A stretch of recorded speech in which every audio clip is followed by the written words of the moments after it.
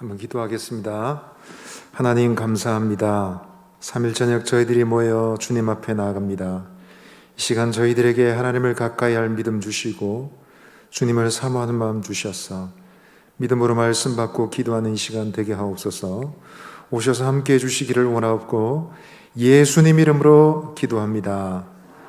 아멘. 우리 서로에게 한번 인사하십시다. 옆에 계신 분과 인사 나누겠습니다. 참 잘 오셨습니다.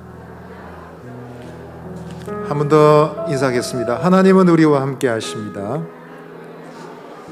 우리 옆에 계신 분들 한번 축복하십시다. 은혜의 주님이 당신을 축복하고 사랑의 주님이 당신과 함께 하십니다. 우리 손 내밀어서 한번 축복하겠습니다.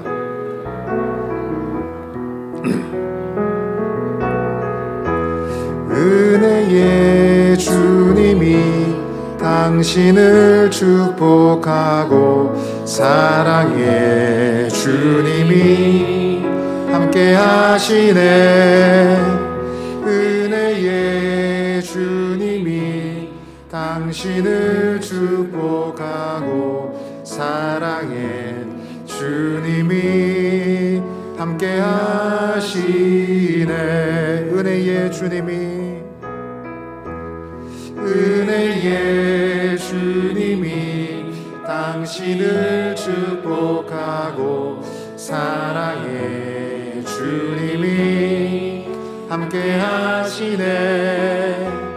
은혜의 주님이 당신을 축복하고 사랑의 주님이 함께 하시네.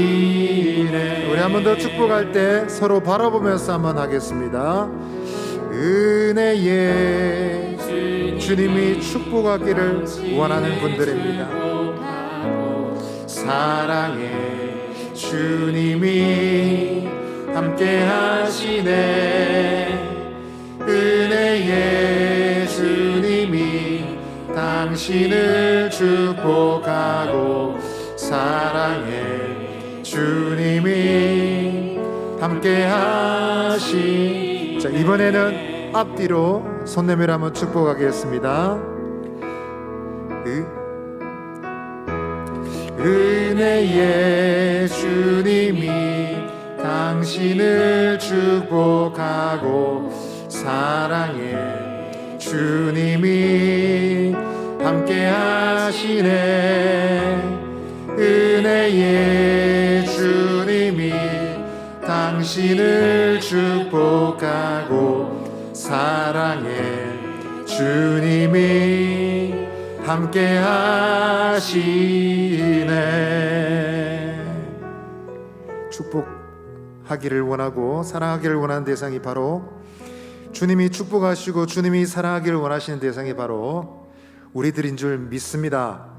아멘. 이 시간 우리 찬송 들으십시다. 주의 친절한 팔에 안기세, 주의 크신 팔에 안기세. 우리 함께 찬송 드리겠습니다.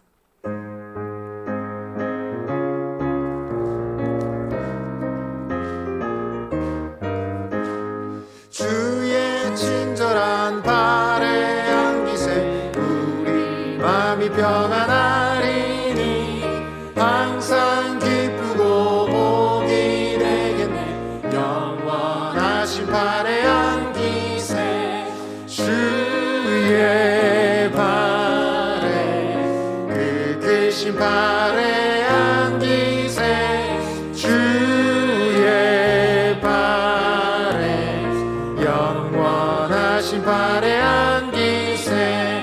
날이 갈수록 주의 사랑이 그를 광명하게 비치고 천성 가는 길 변히 가리니 영원하신 팔에 안기세, 주의 팔에 그 크신 팔에 안기세, 주의 팔에 영원하신 팔에 안기세. 주의 보좌로 나갈 때에 기뻐 찬미 소리 외치고 겁과 두려움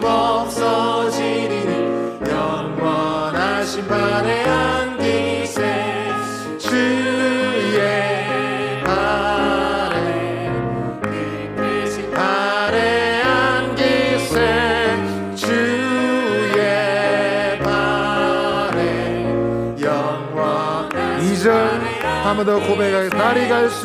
날이 갈수록 주의 사랑이 두루 광명하게 비치고 전성 가는 길 편히 가리니 영원하신 발에 안기세 주의 발에 그 크신 발에 안기세 주의 발에 영원하신 발에 주의 보좌로 나갈 때에 기뻐 찬미 소리 외치고 겁과 두려움 없어지니 영원하신 발에 안기세 주의 발에 안기세 주의 발에 영원하신 주의 발에 그 크신 발에 안기세 주의 발에 영원하신 발에 안기세. 아멘. 우리 다시 오실 주님 바라보며 우리 찬송 한 장 더 드리겠습니다. 마라나타 주 예수여 어서 오시옵소서. 우리의 고백을 담아서 이 시간 하나님께 찬양 드리겠습니다.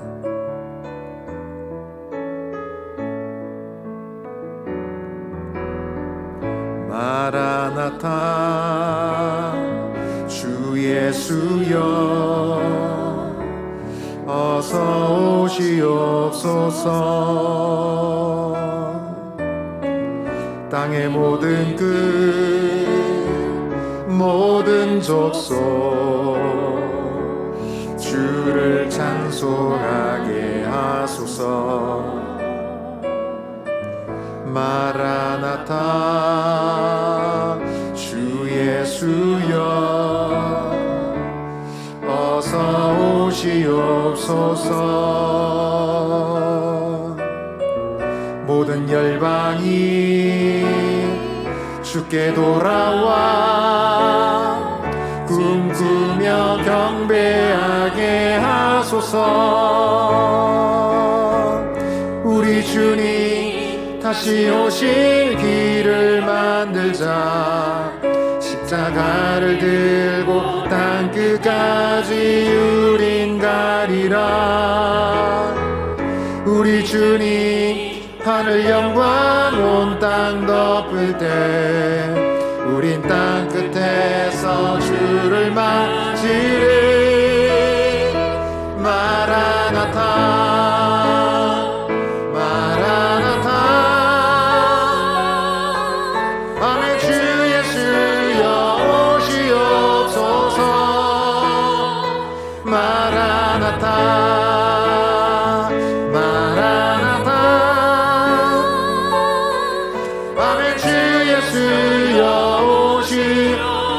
한 번 더 고백하겠습니다. 마라나타 주 예수여 마라나타 주 예수여 어서 오시옵소서. 땅의 모든 끝 모든 족속 주를 찬송하게 하소서. 마라나타 주 예수여 어서 오시옵소서. 모든 열방이 주께 돌아와 춤추며 경배하게 하소서. 우리 주님 다시 오실 길을 만들자. 십자가를 들고 땅끝까지 우린 가리라. 우리 주님 하늘 영광 온 땅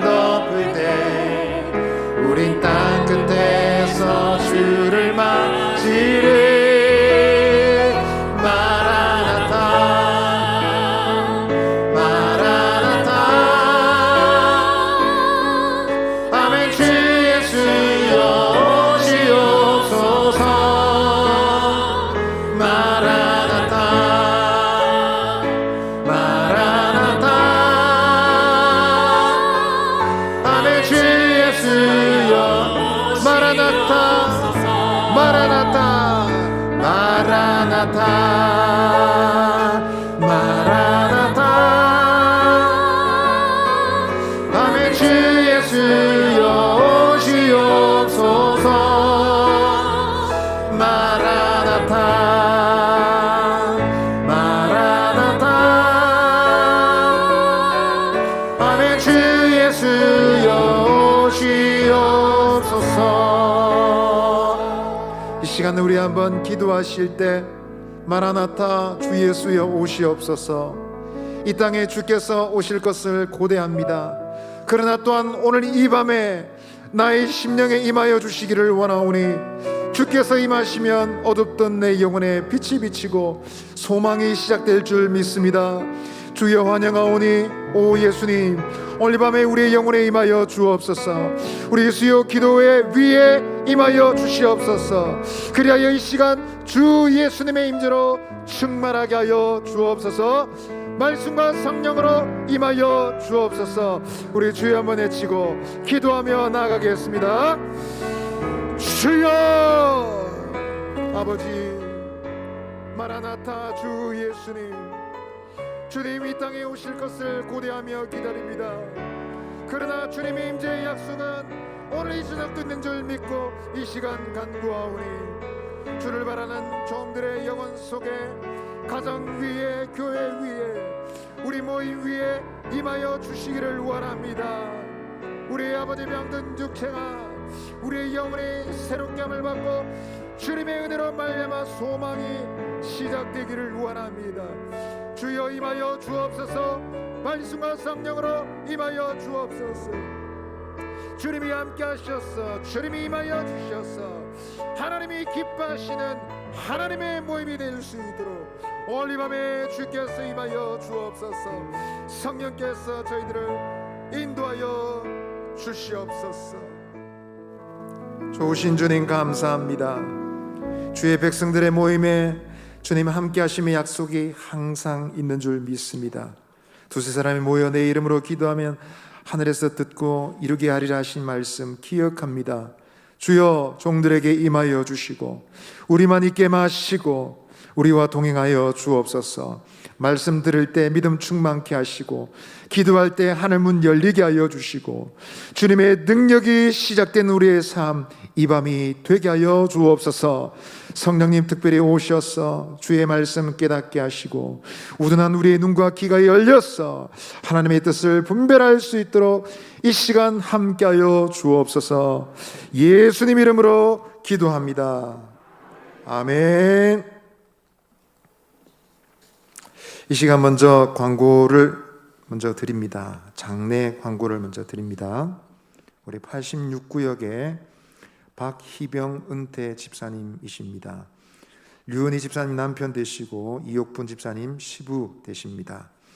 천국 환송 예배가 내일 목요일 오전 6시 10분에 있습니다. 교회에서는 5시 50분에 출발하도록 하겠습니다. 빈소는 부산 전문 장례식장입니다. 또 하나 더 있습니다. 장례 광고입니다. 12구역 김효성 은퇴 집사님이십니다. 오늘 소천하셨습니다. 강일여 은퇴권사님의 남편 되시고 김미정 집사님의 부친 되십니다.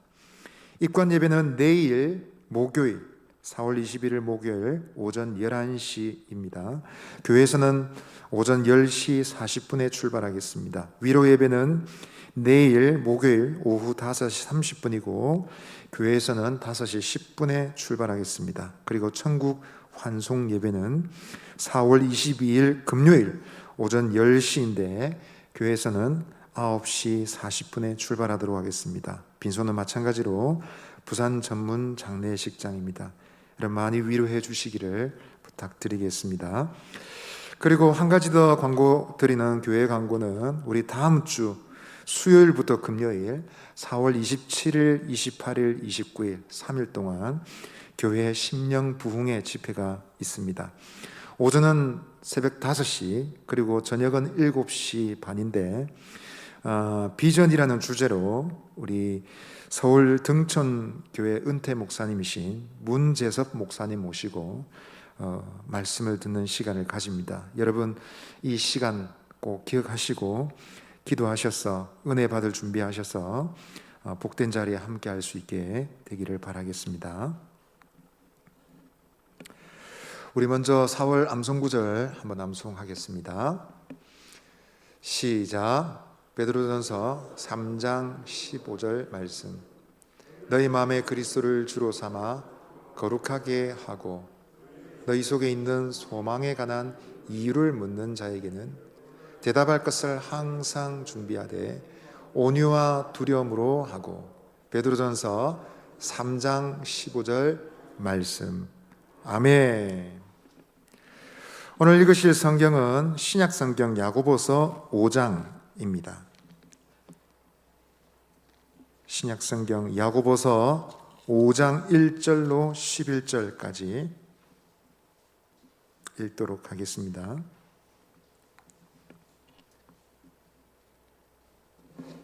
야고보서 5장 1절로 11절 말씀입니다. 우리 한 절씩 읽고 마지막은 같이 읽겠습니다. 제가 먼저 읽겠습니다.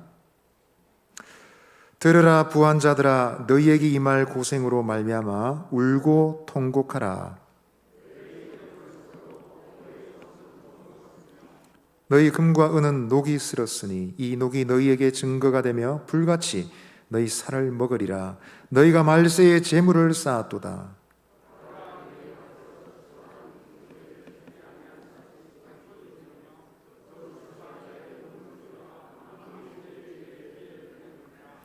너희가 땅에서 사치하고 방종하여 살육의 날에 너희 마음을 살찌게 하였도다.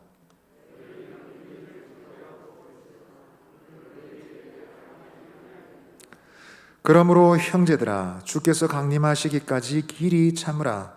보라, 농부가 땅에서 나는 귀한 열매를 바라고 길이 참아 이른 비와 늦은 비를 기다리나니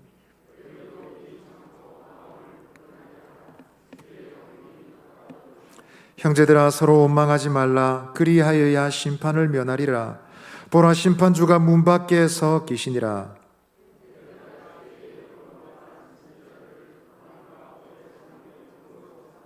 같이 읽습니다. 보라, 인내하는 자를 우리가 복되다 하나니 너희가 욥의 인내를 들었고 주께서 주신 결말을 보았거니와 주는 가장 자비하시고 긍휼히 여기시는 이시니라. 아멘. 우리 서로에게 믿음 말로 한번 격려합시다. 예수님 안에 좋은 일이 있습니다. 한 번 더 말하겠습니다. 예수님 안에서 잘 되어가고 있습니다. 아멘. 실존주의 철학자로서 프랑스가 자랑하는 철학자가 있습니다. 장 폴 사르트르. 1980년 봄 폐부종으로 이 사람은 병원에 입원했습니다. 근데 병원에서 한 달 가까이 지내는 동안 이 사람은 소리를 지르고 발악하고 미치광이처럼 지냈습니다. 죽음에 대한 공포 때문에 병명이 무엇인지 아내에게조차 묻지도 못했다고 합니다. 한 세계를 풍미하며 커다란 발자취를 남긴 사르트르. 그 사람은 그렇게 생을 마감했습니다. 사르트르가 세상을 떠난 뒤에 어떤 독자가 신문에 투고를 했습니다. 사르트르의 말로가 그렇게 비참했던 이유는 그에게 돌아갈 고향이 없었기 때문이다. 이렇게 기록했습니다. 한편 비슷한 시기에 독일에서는 신학자 본 회퍼가 있었습니다. 그는 사르트르보다 앞서서 한 40년 앞섰죠. 앞서서 세계대전 중 나치에 항거하다 동일 수용소에서 죽어갔습니다. 어느 날 그는 갇혀있던 감옥에서 간수가 감방문을 열고 들어오는 것을 보고서 직감적으로 마지막 순간인 것을 알았습니다.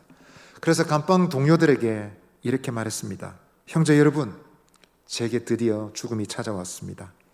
그러나 이것은 마지막이 아닐 것입니다. 시작입니다. 주님이 나를 위해서 예비하신 집으로 이제 저는 갑니다. 다시 만날 때까지 안녕히 계십시오. 라고 감방을 나섰습니다. 그 모습을 본 사람들은 모두 그를 뒤덮은 기쁨과 평안을 보면서 깊은 감동을 받았다고 합니다. 여러분, 두 사람 사이의 차이는 무엇일까요? 하나님 없이 살아가는 사람과 하나님을 모시고 살아가는 사람의 차이일 것입니다. 그리고 돌아갈 고향이 없는 사람과 돌아갈 고향이 준비되어지는 사람 사이의 차이일 것입니다. 오늘 우리는 이런 얘기를 들을 때 우리는 돌아갈 고향이 있는 사람인가 자문하게 되죠. 여러분, 돌아갈 고향이 있습니까? 맞습니다. 우리에게는 고향이 있습니다. 바로 하나님 나라입니다. 그러나 하나님 나라는 저기 먼 곳에 있어서 죽어서나 도착하는 곳이 아니라 지금도 우리 안에 살아있고 그 하나님 나라의 영향력이 생생하게 우리의 삶에 영향을 미쳐서 우리의 생활 방식에, 우리가 말과 행동에, 우리가 시간과 돈을 쓰는 모든 생활 양식에 영향을 끼치고 있는 나라입니다. 성도는 바로 그 나라를 기대하고 고대하고 그 나라의 기쁨으로 들어가기를 준비하는 사람들인 줄 믿습니다.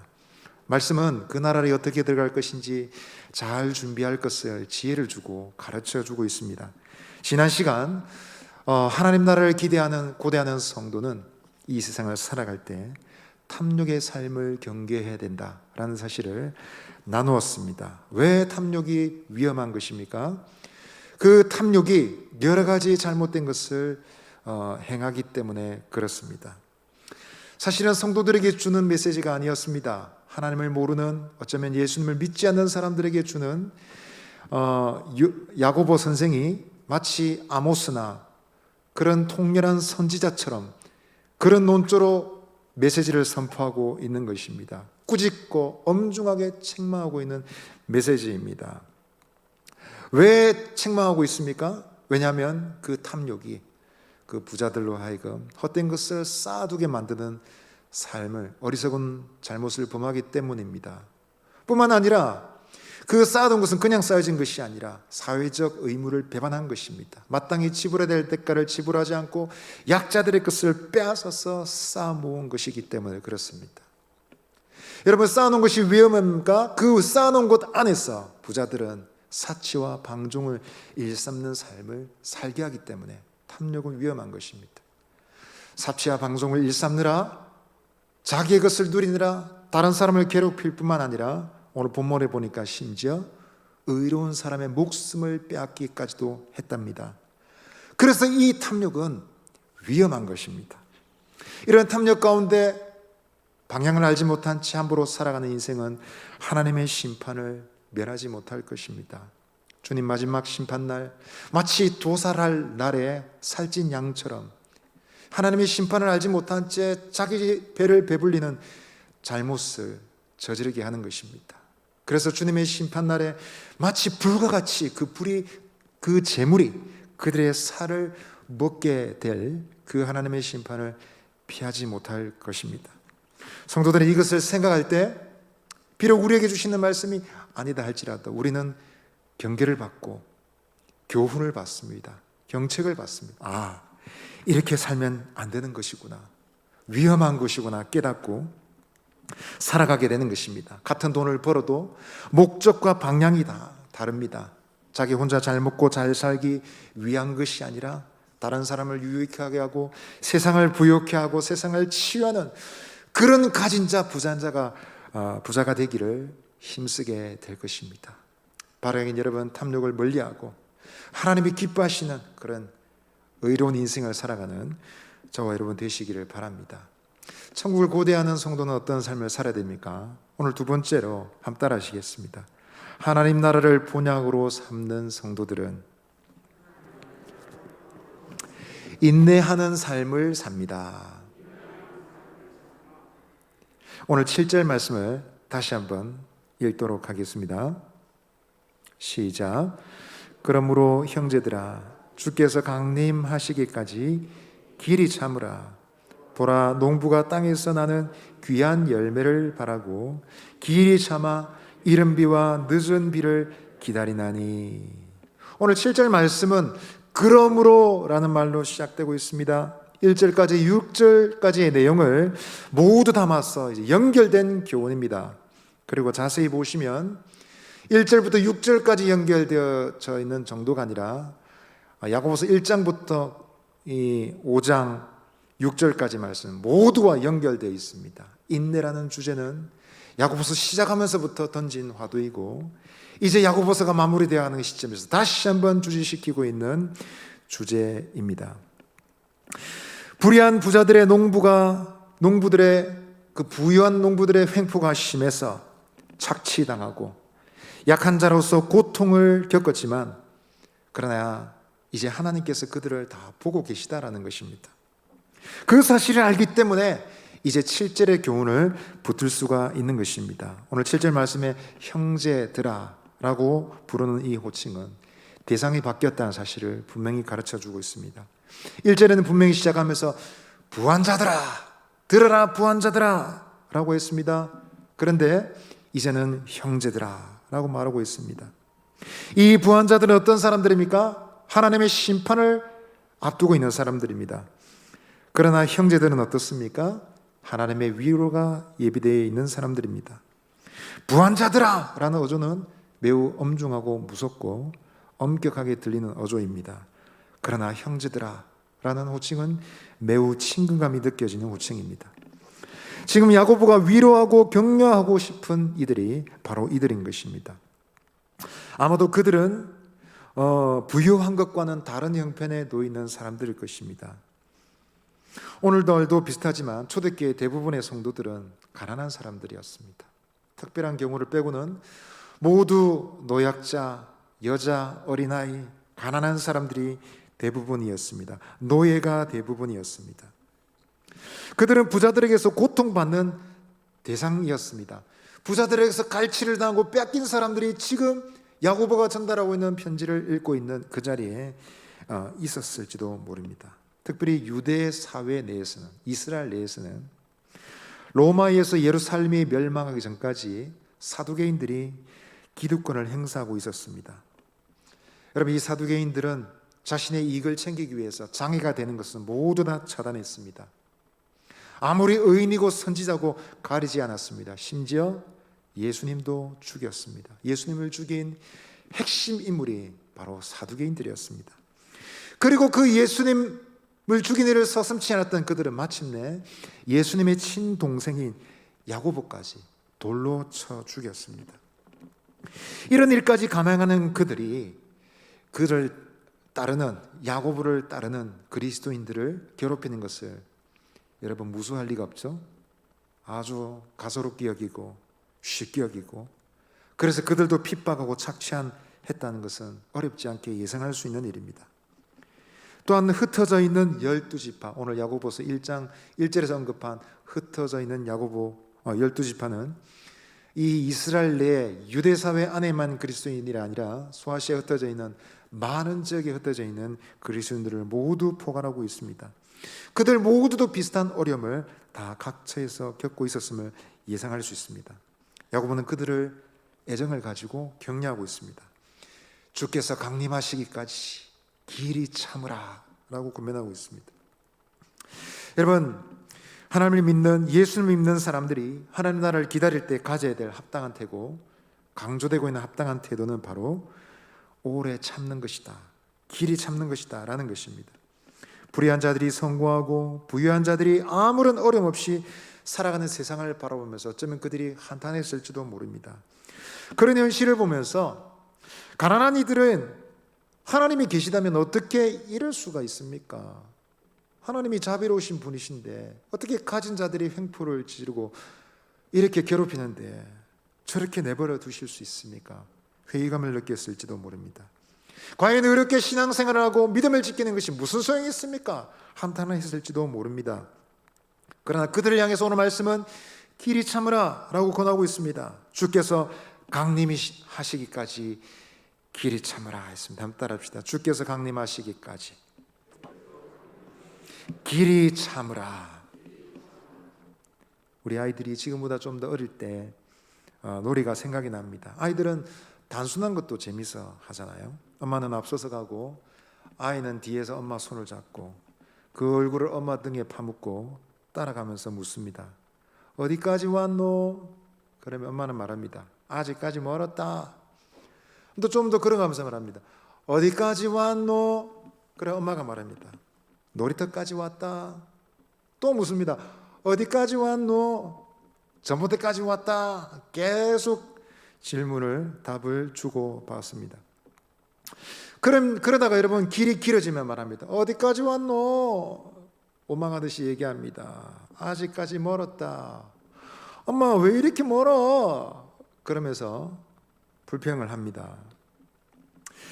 저는 그 모습을 생각하면 하나님 나라를 기다리는 우리의 모습과 비슷하지 않겠는가 생각이 듭니다. 때로는 조바심이 나서 답답하기도 하고, 때로는 우리가 가는 길이 끝이 없어 보여서 허망해 보이기도 하고 힘들기도 합니다. 그러나 오늘 말씀에는 주님의 약속이 분명히 있습니다. 주님의 강림하심에 대한 약속이 있습니다. 여러분, 강림은 예수님의 재림을 두고 하는 말입니다. 초림으로 임재하신 그리스도에 대해서는 강생이란 말을 쓰지 않습니까? 강림과 강생은 분명히 다릅니다. 오늘 야고보는 분명히 그 두 가지를 구별해서 쓰고 있습니다. 주께서 강림하시기까지, 헬라어로 파루시아라는 말입니다. 강생하신 그리스도는 우리와 똑같은 모습이었습니다. 어린아기로 태어나서 구유에 누이셨고 가난한 집에서 자라셨습니다. 무일푼으로 사역하셨습니다. 권력층의 지원도 전혀 없이 하나님의 일을 하셨습니다. 그러다가 십자가에서 무참히 죽임을 당하셨습니다. 십자가에서 죽으신 그 모습만 생각하면 어째 보면 예수님은 실패한 인생처럼 보일 수도 있습니다. 그러나 성경은 분명히 다시 오시는 주님, 재림하시는 주님은 다를 것이라고 예고하고 있습니다. 계시록 1장 7절은 이렇게 말하고 있습니다. 같이 읽어볼까요? 계시록 1장 7절입니다. 제가 읽어드리겠습니다. 볼지어다 그가 구름을 타고 오시리라. 각 사람의 눈이 그를 보고 있고 그를 찌른 자들도 볼 것이요 땅에 있는 모든 족속이 그로 말미암아 애곡하리니 그러하리라. 아멘. 여러분, 우리가 믿는 그리스도는 그저 십자가에서 죽으신 연약한 청년이 아닙니다. 우리가 믿는 분은 부활하신 주님이십니다. 하늘에 오르셔서 하나님 보좌 우편에 앉아 계신 분이십니다. 뿐만 아니라 거기서 세상을 다스리시고 다시 오실 그리스도이십니다. 우리는 바로 그 주님을 기다리고 있습니다. 그래서 우리가 주님을 기다리는 그 기다림, 우리의 인내는 결코 의미 없거나 헛된 것이 아니다라는 것입니다. 우리의 기다림은 의미가 있습니다. 믿습니까? 아멘. 근데 여러분, 우리가 이 주님의 기다리는 이 기다림을 생각할 때 꼭 기억해야 될 것이 하나 있습니다. 그것은 우리가 이 주님의 때를 함부로 바꿀 수 없다는 것입니다. 주님의 강림을 당기기 위해서 할 수 있는 인위적 방법은 없습니다. 주님의 집은 그렇게 해서 당겨질 수 있는 것이 아닙니다. 하나님의 일은 하나님의 시간표에 따라 움직여지는 것입니다. 야고보는 농부의 비유를 들어서 그것을 강조하고 있습니다. 농부가 땅에서 귀한 열매를 바라고 길이 참아 이른 비 늦은 비를 기다린 것 같다라고 얘기했습니다. 이른 비 늦은 비 11월 달에 4월 달에 내리는 그 비가 땅을 촉촉하게 적실 때 마침내 기다리던 그들의 열매가 값지고 귀한 열매가 된다라는 것입니다. 그래서 그 확신을 가지고 지금의 때를 참고 인내하는 것처럼 기다림이 필요하다라는 것입니다. 여러분, 이 말씀을 드린 이유는 이 당시에 이것을 무시한 채 인위적인 방법으로 그 때를 바꾸려고 하는 사람들이 있었기 때문입니다. 그들은 바로 열심당이라는 사람들입니다. 한번 보신 적 있으시죠? 열심당이란 말이 분명히 신약 성경에 등장합니다. 그들은 쉽게 말하면, 우리식으로 말하자면 독립군이나 독립투사라고 볼 수 있습니다. 친일파를 처단하는, 민족의 독립을 위해서 운동을 하는 사람들입니다. 민중의 지지를 받았습니다. 그들은 친로마파 사람들을 처단하기 위해서 품속에 칼을 품고 다니면서 그런 인사들을 목숨을 빼앗거나 폭동을 일으키는 일을 했습니다. 민중의 절대적인 정신적인 지지를 받고 지지를 받았습니다. 여러분, 이 사람들은 이 하나님의 때를, 하나님의 나라가 오는 때를 자기의 노력으로 바꿀 수 있다라고 생각한 것이죠. 열심히 노력해서 세상을 바꿀 수 있다라고 생각한 것입니다. 그래서 그 사람들 중에 일부는 예수님의 제자가 되기도 했습니다. 예수님 제자 중에도 열심당원이 있습니다. 셀로딘 시몬이라고 말할 때 이 셀롯이란 말이 진리엇, 열심당이라는 뜻입니다. 그들이 예수님의 제자가 되기까지 했지만 예수님의 방법은 전혀 달랐습니다. 오직 하나님의 때를 따라서 주님은 일하셨다라는 것입니다. 우리는 그 전통을 따라 그 예수님을 따르는 우리도 예수님처럼 방법을 달리 해야 될 줄 믿습니다. 요는 우리가 이 세상을 살아가면서 인내하는 신앙을 가지는 것입니다. 그래서 여러분, 우리가 인내를 위해서 기도하고 인내를 강구하는 것은 좋은 일입니다. 그러나 어떤 경우에는 우리가 실수를 저질 때가 있죠. 하나님, 인내를 주십시오. 인내를 당장 주십시오. 인내를 버뜩 주이소. 그렇게 기도합니다. 어떨 때는 심각하게 기도합니다. 하나님, 당장 응답해 주세요. 아니면 저 교회 옮길 겁니다. 하나님 협박합니다. 심지어 어떤 경우는 하나님, 저 금식합니다. 저 죽을지도 몰라요. 빨리 응답해 주세요. 협박하기도 합니다. 그러나 여러분, 하나님께는 하나님의 시간표가 있습니다. 한번 따라 하십시다. 하나님께는 시간표가 있습니다. 제가 좋아하는 찬송 중에 주님의 시간에 그의 뜻 이루어지기를 기다려, 이런 찬송이 있습니다. 여러분 아십니까? 하루하루 살 동안 주님 인도하시니 주 뜻 이룰 때까지 기다려 그때를, 주의 뜻 이루어지기를 기다려. 주의 뜻 이루어질 때 우리들의 모든 것 아름답게 변하리. 제가 좋아하는 찬송입니다. 여러분, 하나님께는 하나님의 뜻을 이룰 수 있는 가장 적절한 시간이 있다는 것입니다. 가장 이상적인 때가 있다는 것입니다. 그래서 인내는 바로 그 하나님의 때를 인정하고 알고 하나님을 우리에게 맞추는 것이 아니라 우리를 하나님께 맞추는 것이다 라는 것입니다. 여러분, 재촉한다고 해서 식물이 빨리 자라는 것 아니지 않습니까? 눈에 보이지 않는다고 해도 보이지 않는 곳에서 작물의 뿌리가 내리고 있습니다. 잎이 자라고 있습니다. 줄기가 굵어지고 있다는 사실을 알아야 됩니다. 그렇지 않고 매일 얼마나 자랐는지 알기 위해서, 매일매일 확인하기 위해서 식물을 뿌리째 뽑아가지고 얼마치 자랐는지 또 심고, 다음날 뿌리째 또 뽑아가지고 얼마치 자랐는지 또 확인하고 또 심고, 그런 사람이 어디 있겠습니까? 따라서 여러분, 인내라는 것은 보이지 않는 부분까지도 믿고 내 눈으로 다 확인하지 못해도 하나님의 섭리 가운데서 일이 진행되고 있음을 믿는 태도입니다. 지금 이 순간이 다가 아니란 사실을 인정하는 것입니다. 그래서 우리에게는 이런 고백이 필요한 것이죠. 한번 따라 하시겠습니다. 예수님 안에서 잘 되어가고 있습니다. 어떤 장로님께 있었던 일입니다. 평소에 교회 일에 아주 열심을 내셨던 이 장로님은 교회에서 일을 하면서 상처를 많이 받았습니다. 너무 속이 상해서 그냥 교회를 옮겨버릴까 생각도 했습니다. 그런데 어느 날 교회에서 회의를 마치고 나오는데 교회 앞길에서 꽃을 파는 한 할머니를 만났습니다. 남루한 복장을 보아하니 틀림없이 무척 가난한 할머니가 틀림없었습니다. 그런데 그 할머니는 너무도 환하게 웃으면서 콧노래를 부르면서 꽃을 팔고 있는 것입니다.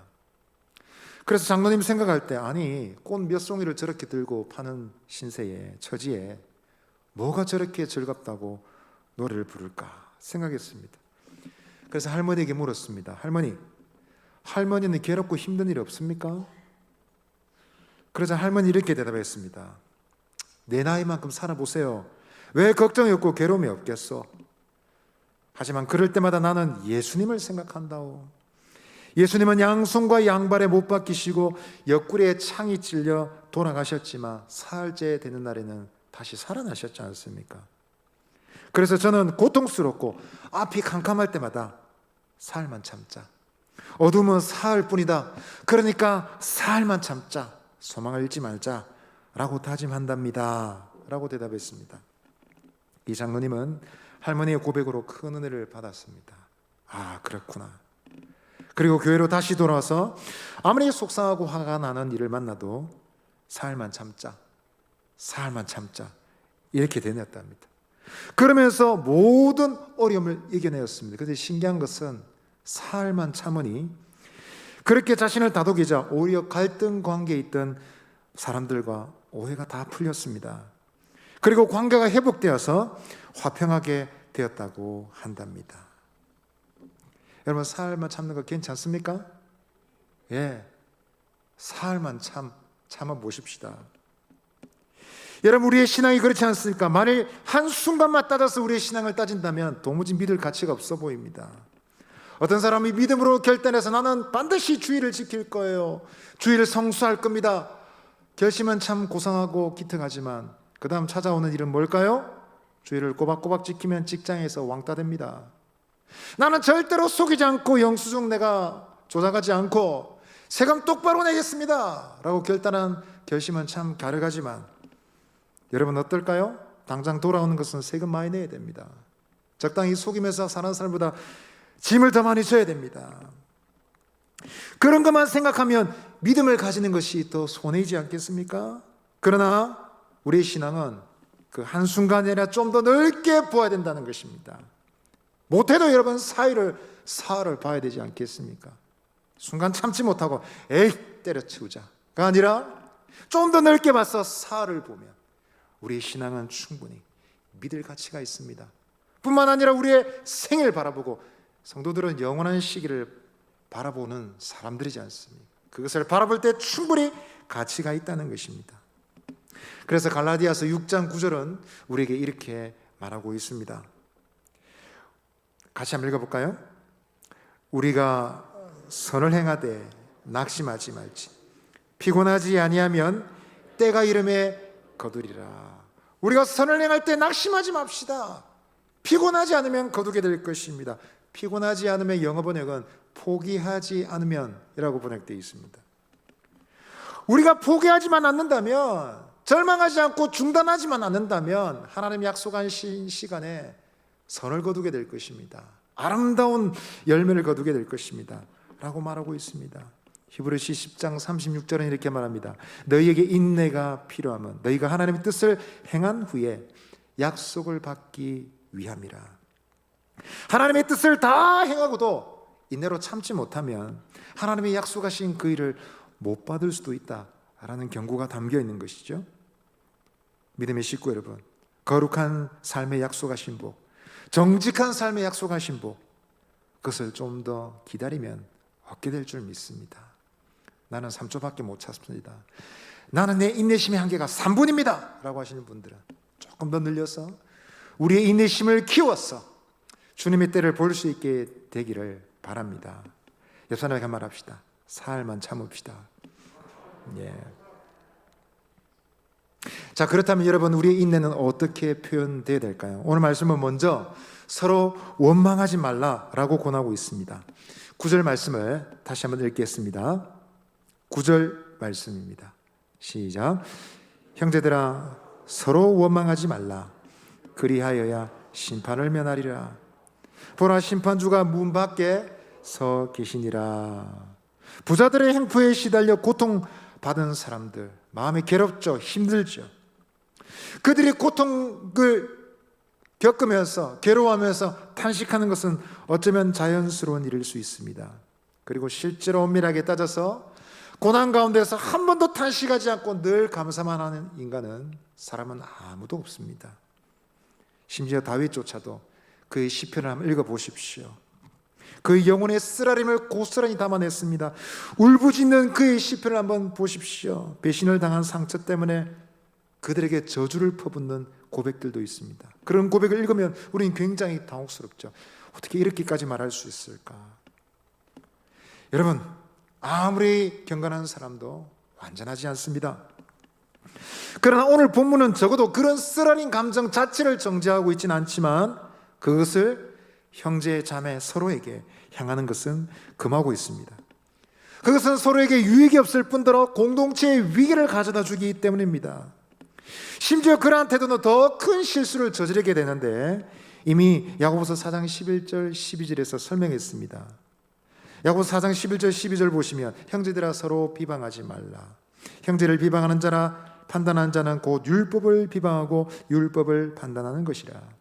네가 만일 율법을 판단하면 율법의 준행자가 아니요 재판관이로다. 입법자와 재판관은 오직 한 분이시니 능히 구원하기도 하시며 멸하기도 하시느니라. 너는 누구이기에 이웃을 판단하느냐 했습니다. 당신이 누구이길래 이웃을 함부로 판단합니까? 그것은 하나님이 하신 일인데, 당신이 이웃을, 형제를 원망하고 판단하는 것 옳은 일입니까? 당신이 하나님입니까? 라는 말입니다. 결국 원망은 서로를 판단하는 것이며 서로에게 책임을 돌리는 것입니다. 여러분, 원망한다는 것 자체가, 그 속에 담겨있는 의미는 그 일에 대한 책임이 내게 없습니다, 이런 뜻입니다. 다른 사람에게 원망을 한다는 것은 그 일에 대한 책임이 당신 때문입니다. 당신 때문에 일이 잘못됐어요 라는 뜻입니다.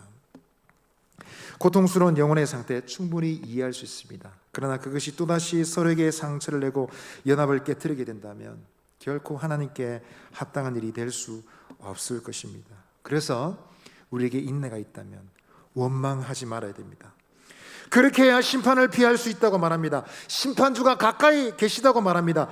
종말의 때, 심판의 때를 생각하라 라고 말하고 있는 것입니다. 믿음의 식구 여러분, 이 주님의 때를 생각한다면 우리가 좀 더 참고 인내하되 형제를 원망하지 않고 모든 원망과 불평을 잠재울 때 하나님께서 주실 아름다운 열매를 보게 될 줄 믿습니다. 링컨에 대한 이야기는 참 많습니다.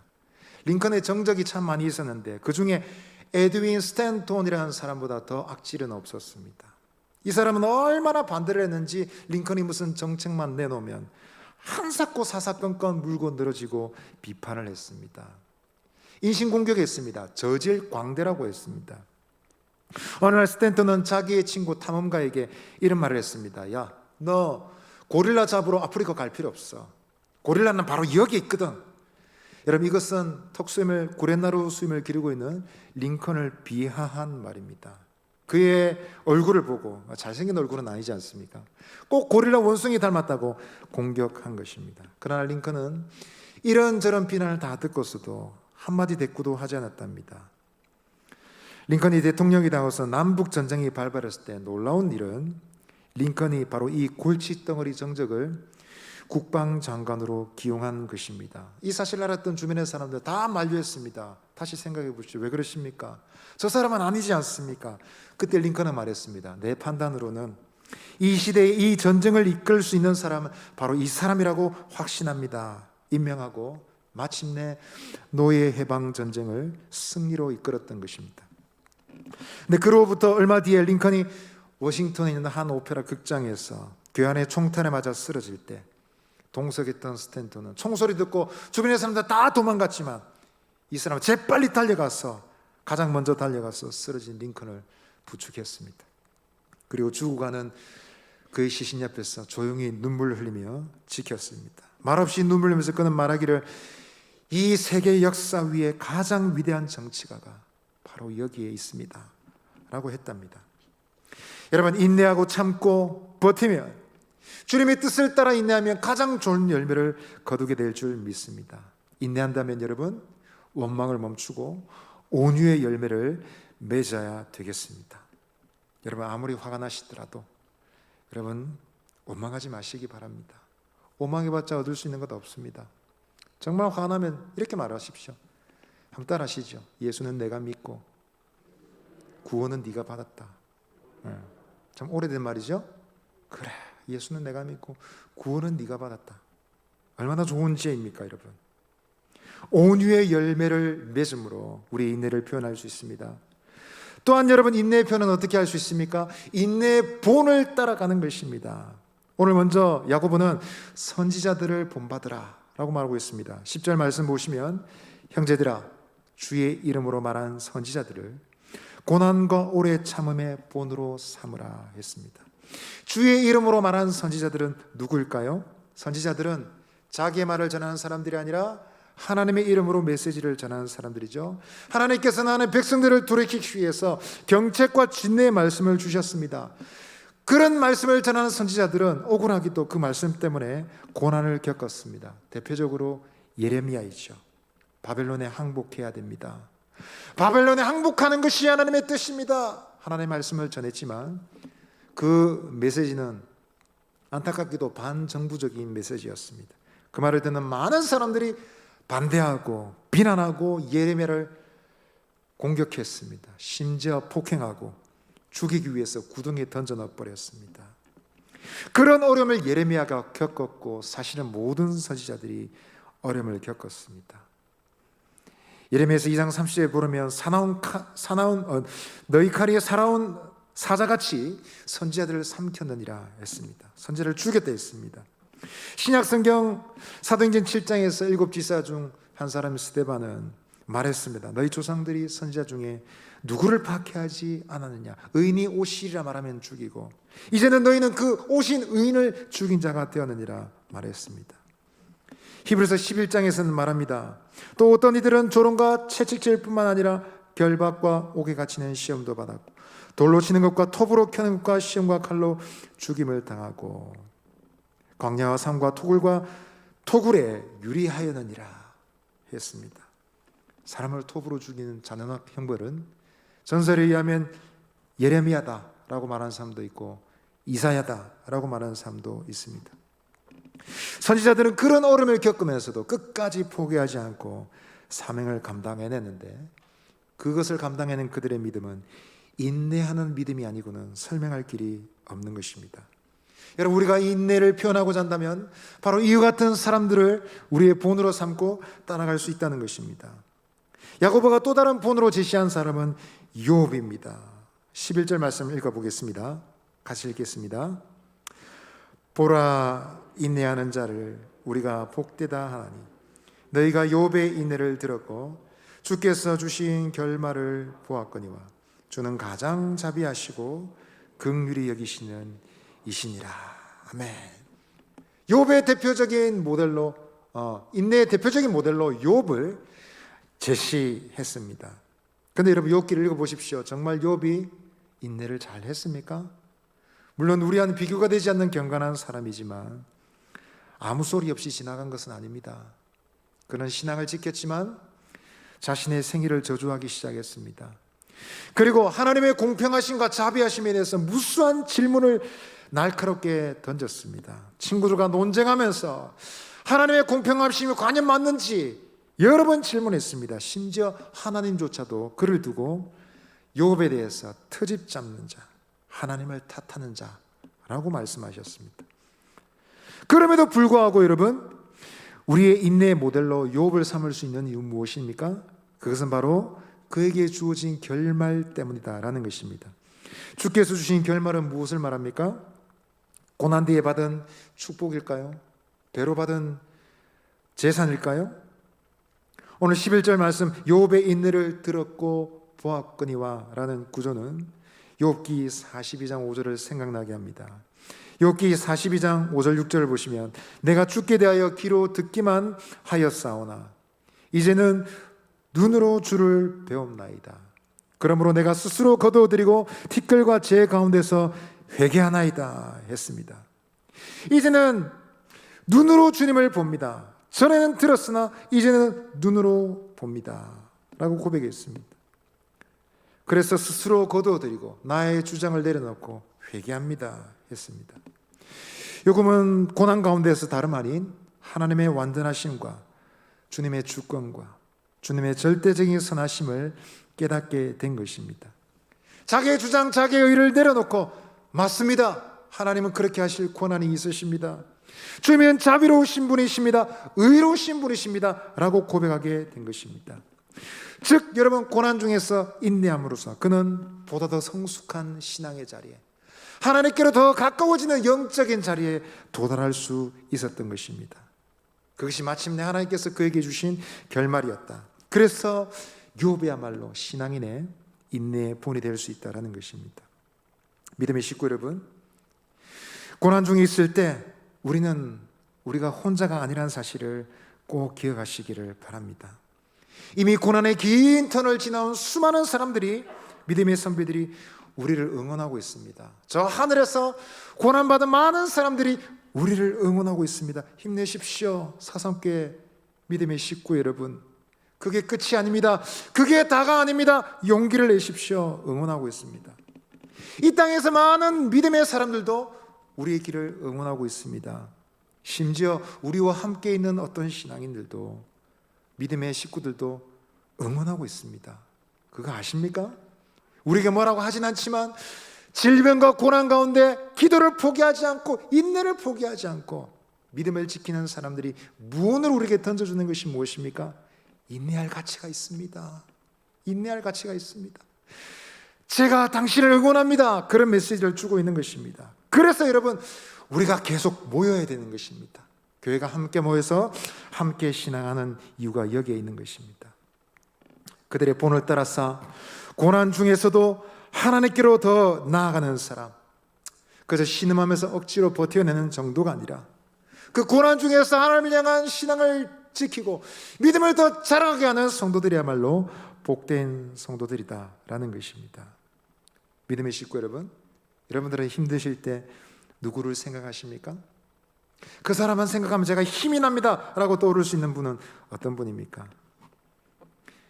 물론 예수님이죠. 항상 이런 질문하면 예수님 이렇게 하시는 분이 있는데 저는 예수님은 너무 높게 느껴지셔서 저는 생각할 때 정말 위로가 되는 사람은 저와 비슷한 인간적인 사람들입니다. 그래 말해도 되는지 모르겠지만 아마 야곱 같은 사람이지 않을까 싶습니다. 인간적이고 세속적인 사람이었지만 하나님이 다듬으시고 변화시키셔서 그는 인내의 사람이 되었습니다. 외삼촌 라반의 집에서 20년, 형을 만나기 전 야복 강가에서 목숨 걸고 하나님과 씨름하면서 지극히 세속적인 속이고 거짓말하던 인생이 하나님을 의지하는 선지자 같은 사람이 되었습니다. 여러분, 우리에게 용기를 주는 사람들이 많이 있습니다. 그들을 우리의 본으로 삼을 때에 연약하여진 우리의 마음에 힘을 얻고 인내의 용기를 가지고 우리의 인내를 구체적으로 표현할 수 있는 자리로 나아갈 수 있을 줄 믿습니다. 말씀 마무리하겠습니다. 믿음의 식구 여러분, 우리 모두 종말에 합당한 성도가 되시기를 바랍니다. 주님 앞에 설날을 생각하며 그 심판대의 설날을 준비하는 저와 여러분 되시기를 바랍니다. 하나님 없이 방자한 번창하는 이들을 부러워하지 마시고 하나님의 진노를 두려워하시기 바랍니다. 탐욕의 유혹을 뿌리치고 청빈한 삶 걸음을 걸어가는 우리가 되어야 되겠습니다. 또한 여러분 끝까지 인내하시기 바랍니다. 가다가 중간에 그만두는 것은 안타까운 일입니다. 믿음의 길을 시작했으면 끝까지 가시기를 바랍니다. 하나님의 인내한 자를 위해서 좋은 것을 이미 준비해 두셨습니다. 이미 우리에게 주시기로 다 계획이 되어 있습니다. 여러분 믿음을 가지고 조금 더 참으면 주님의 영광을 보게 될 줄 믿습니다. 아멘. 옆 사람에게 말합시다. 인내하여 주님의 영광을 봅시다. 한번 합시다. 사흘을 더 참았어. 주님의 응답을 봅시다. 아멘. 이 시간 우리 말씀을 생각하면서 기도하겠습니다. 같이 한번 기도하겠습니다. 하나님이여, 주의 말씀 제 마음에 담습니다. 주님의 때 주님의 계획에 대한 믿음의 확신을 가지고 살아가게 해 주시옵소서. 다시 오시는 주님 앞에 설 때 부끄럽지 않도록 도와주시옵소서. 하나님의 시간 계획을 신뢰하는 믿음을 주시옵소서. 내 뜻대로 내 계획대로 되지 않아도 주님의 때에 이루어지는 것이 가장 아름다운 줄 알고 그 때를 기다리는 믿음을 주시옵소서. 온유함을 포기하지 않도록, 아무리 힘들고 어려워도 형제 자매에게 원망하지 않도록, 하나님 나의 온유함을 포기하지 않도록 주께서 은혜를 다하여 주옵소서. 인내하는 신앙으로 승리하게 하여 주옵소서. 우리 주여 한번 외치고 기도하겠습니다. 주여, 하나님 이 시간에 기도합니다. 우리가 아버지 하나님 주님의 완전한 계획과 주의 뜻을 믿으며 살아가게 하여 주옵소서. 주님의 때에 주님의 일이 이루어질 때 우리의 삶이 아름답게 변화될 줄 믿습니다. 아버지 하나님, 오늘 따뜻한 말씀으로 우리를 격려하심을 감사합니다. 주님의 강림하실 때까지 길이 참으라 하셨사오니 주의 때를 기다립니다. 하나님 아버지, 우리의 믿음이 인내가 자랄 수 있도록 도와주시고 하나님을 향한 신뢰가 더 자랄 수 있도록 은혜를 다하여 주옵소서. 어떤 상황 속에서도 형제자매를 귀하게 여기고 오망하지 않고 하나님 아버지 나 자신의 책임을 받아들이고 책임 있는 그리스도인들이 되게 하여 주시고 주님의 뜻을 이루는 우리의 삶이 되게 하여 주옵소서. 오 하나님 아버지, 은혜를 베풀어 주시옵소서. 이 시간 우리 한번 기도할 때에 이렇게 한번 기도하십시다. 하나님, 내가 우리 믿음의 식구들에게 인내의 본이 될 수 있도록, 내가 무슨 말을 하지 않아도 내가 어려움 가운데서 기도하는 방식이, 내 어려움을 극복하는 방식이, 재정의 부족, 육신의 질병, 인간관계의 어려움, 삶의 여러 가지 어려움을 극복하는 방식이 형제자매들에게 위로가 되기를 원합니다. 격려가 되기를 원합니다. 또한 동시에 내가 형제자매들을 귀하게 여기고 그들의 삶에 숨겨져 있는 아름다운 신앙에, 인내하는 신앙의 아름다운 자태를 내가 겸손하게 배우고 닮아갈 수 있도록 그런 우리 사상교회가 되게 해주십시오. 인내한 신앙을 전파하며 인내한 신앙으로 세상을 이기는 아름다운 믿음을 간직한 우리 사상교회가 되게 하여 주옵소서. 그 은혜가 임하게 하여 주옵소서. 우리 교회를 생각하며 한 번 더 주여 외치고 기도하겠습니다. 주여, 하나님 아버지여, 우리 교회를 붙잡아 주시고 인내하는 신앙의 비밀을 가진 교회가 되게 하여 주옵소서. 세상 환난, 시험, 유혹이 많으나 아버지 하나님, 믿음의 길에서 충분히 인내하고 참을 가치가 있음을 우리의 삶으로 보일 수 있도록 인도하여 주옵소서. 우리 형제들의 삶에 숨겨진 아름다운 신앙의 아버지 하나님, 인내의 본들이 많이 있습니다. 겸손하게 배우고 귀하게 여기고 닮아갈 뿐만 아니라 또한 아버지 하나님, 인내하는 신앙으로 나 자신의 형제자매를 격려하는 믿음의 삶이 될 수 있도록 인도하여 주옵소서. 그와 같은 믿음으로 승리하는 우리 교회가 되게 하여 주시옵소서. 하나님 아버지, 감사합니다. 우리에게 믿음을 주셨고 이 믿음 속에 인내하는 신앙의 가치를 가르쳐 주셨습니다. 하나님, 그것을 온전히 깨닫고 하나님, 온전한 인내의 자리에 이르러 하나님이 약속하신 은혜와 영광을 경험하는 우리의 삶이 되게 하옵소서. 끝까지 기도를 포기하지 않도록, 끝까지 주를 향한 믿음을 포기하지 않고 하나님 아버지 약속하신 은혜의 자리에 이를 수 있도록 도와주옵소서. 그러한 우리 교회가 되게 하여 주옵소서. 예수님 이름으로 기도합니다. 우리 말씀을 생각하시면서 기도하시고 우리 교회를 위해서 기도해 주십시오. 우리 비전관을 건축하는 긴 여정을 앞두고 있습니다. 인내하는 신앙으로 이 일에도 승리할 수 있도록 도와주시고 이와 같은 믿음의 싸움을 통해서 우리 교회에서 믿음의 자녀들이 잘 자랄 수 있도록 은혜를 더하여 주옵소서. 특별히 다음 주에 하나님 심령 부흥회를 통해서 믿음이 자라기를 원합니다. 주님의 은혜를 경험하기를 원합니다. 은혜를 허락해 주옵소서. 우리 개인적인 기도 제목도 합심하여 기도하시고 자유롭게 기도하시고 시간 돌아가겠습니다.